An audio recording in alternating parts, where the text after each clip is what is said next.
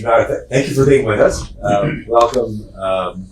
We're really happy to partner with previous partners on hosting you here. I'm at the Bay Area Council. We're the regional organization for the business community in the Bay Area, Silicon Valley. We do a lot of tech work, do a lot of global work, and we're always pleased when senior visitors come from around the world, especially from India.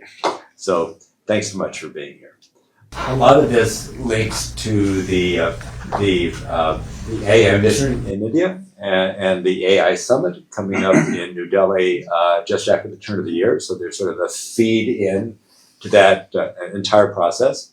I think Andhra Pradesh is a particularly interesting place for us because I think Google's largest investment, I think in the world, certainly in India, is in the state of Andhra Pradesh. So a big vote of confidence in what's happening in leadership in Andhra Pradesh. So they're very relevant to us here. So we're hoping from this conversation, anybody here will have the opportunity to follow up on anything that we talk about today. I think we're a pretty intimate group. We can maybe just introduce ourselves briefly, and then we'd love to hear from you.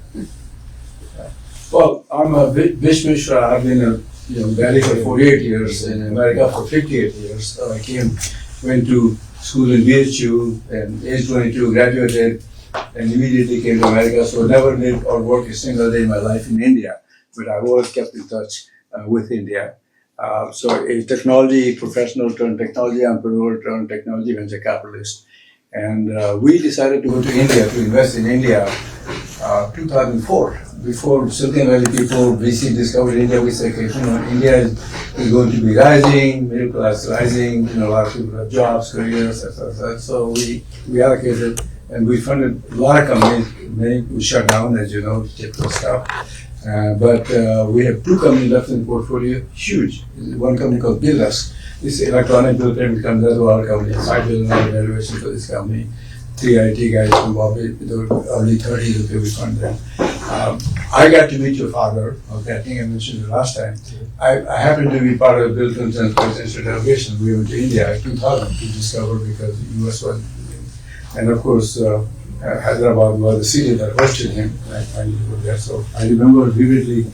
Your dad was known even back that time, the laptop toting, PowerPoint slide, high-tech, chief minister, no one like him anywhere in the world, okay, not just in India, but nowhere in the world.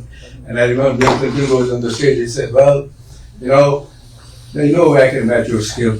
So I just have to give my speech from memory while you can show that your PowerPoint slides. So I fell in love with Hyderabad. I'm on the board of a company that started in Hyderabad currently, and then the operation in Costa Rica, plus, I sit on multiple boards and stuff like that. So anyway, so that's the kind of long background of in tech all my life. Okay, so great, perfect. Thank you. Luke Kowalski, I'm a Senior Vice President at Oracle, and we have a very, very large presence in India, both from a data center employee and innovation ecosystem perspective. So very, very glad to be here and scanning all the impressive statistics on the posters already. So thank you for the visit. My name is Somireddy. I'm a managing partner, principal venture partners, and invest in early stage AI native companies. I'm on the board of HP, Hewlett-Packard, and MIT.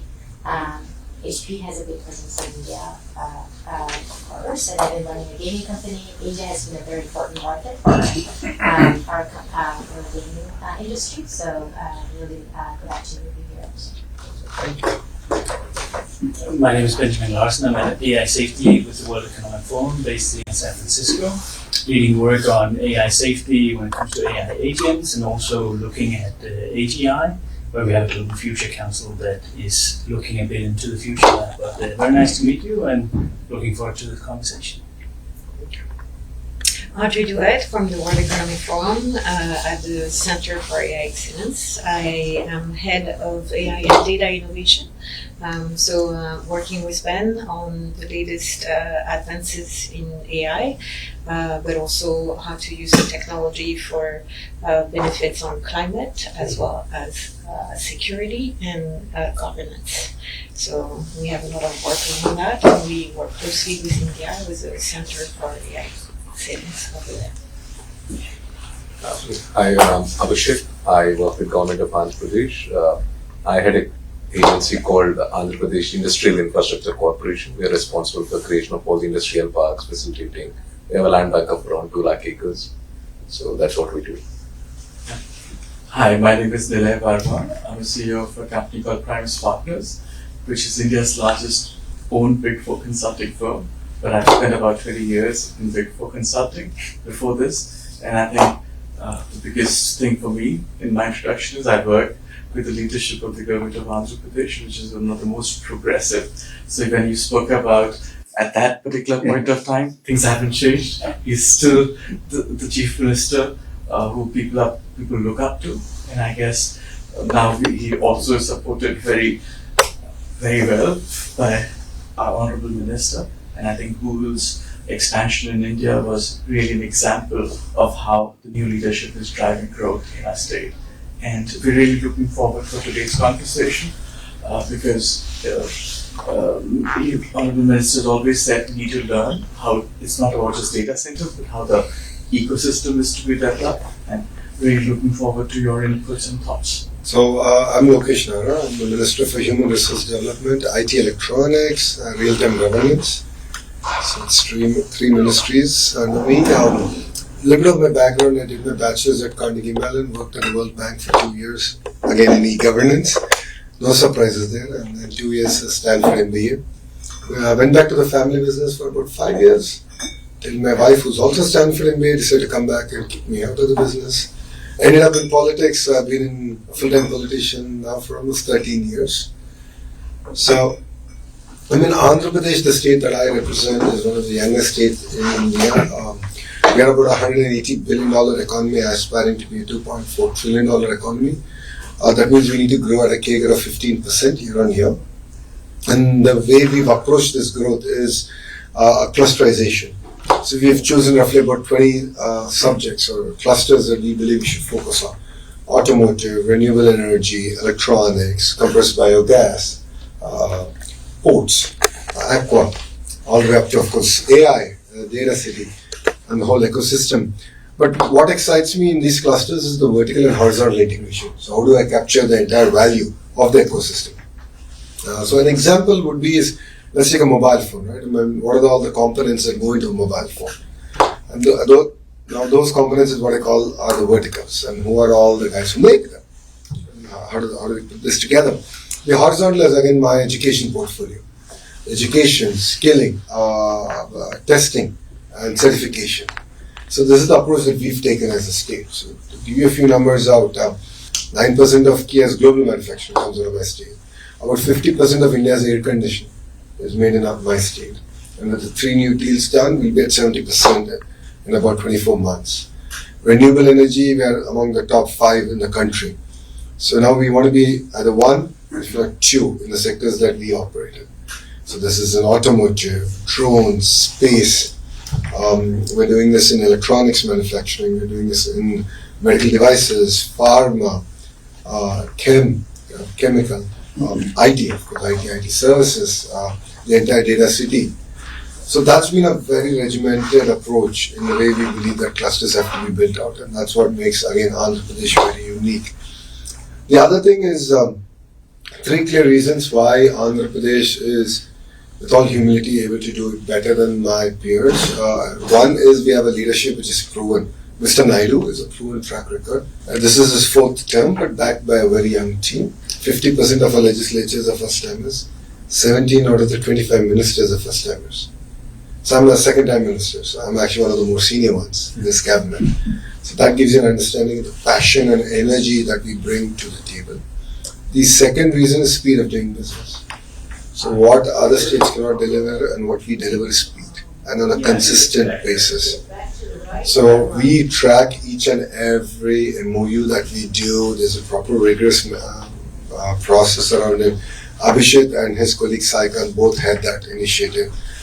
Everything is tracked, ensure that the ground there is a smooth journey together. Our investments over a certain number, get a WhatsApp group, and I'm on the group and I follow up on things. So I'm on close to now 30 groups, and we have a mechanism to follow. And there are a lot of Indian business houses which are diversified. They invest across sectors. So actually I have a briefing document which gets updated on a weekly basis that I send to the promoter of those companies saying, here's the update on your projects, including the Tatas, Adanis, Ambanis of the world, right? That's the way we work. So we bring in tremendous amount of professionalism. Just to give you a few numbers, 16 months from the day I had the first Zoom call with Aditya Mittal, we're going to break ground on India's largest steel plant.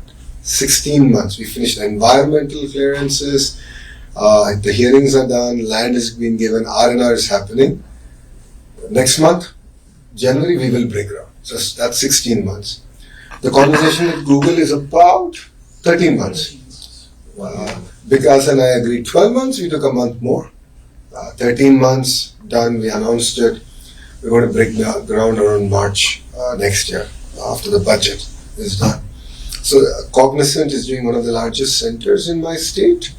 Conversation with Ravi happened in Jan at Davos, and we're breaking ground on 12th of this month. So pace at which we're able to get things done that India has not seen, and that positions ourselves quite well. The third reason is what I call double-engine bullet train. In India, we have this term called double-engine sarkar, that is double-engine government. It's the same party at the federal level and at the state level. It brings in greater alignment. Democrats are the president and the governor has greater alignment or vice versa.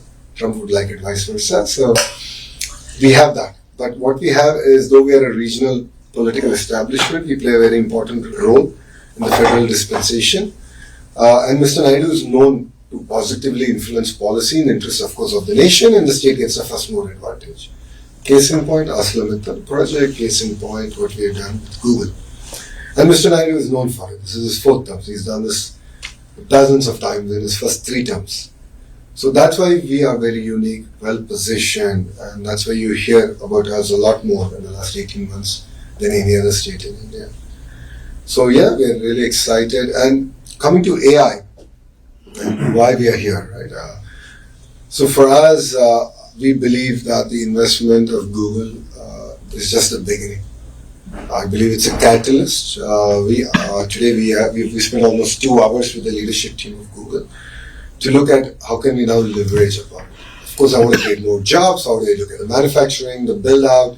You will have to replace all the servers. There's an end of life. How do you do manufacturing? So all that is my vertical bit. But a horizontal bit is how do I prepare my workforce? So how do I embrace AI? There's no point of resisting it. Change is inevitable. So how do I revamp my curriculum? How do I create cutting edge research happening? This is the kind of approach that we're taking. And my chief minister has this vision of one family, one AI. So can each family member create a use case and how they should use the AI to improve their lives, or learn, or improve learning outcomes. So think about it from a farmer. Think about it from skill census. So it's a very wacky project that we're doing, which I think we'll present it at the AI Summit in Feb.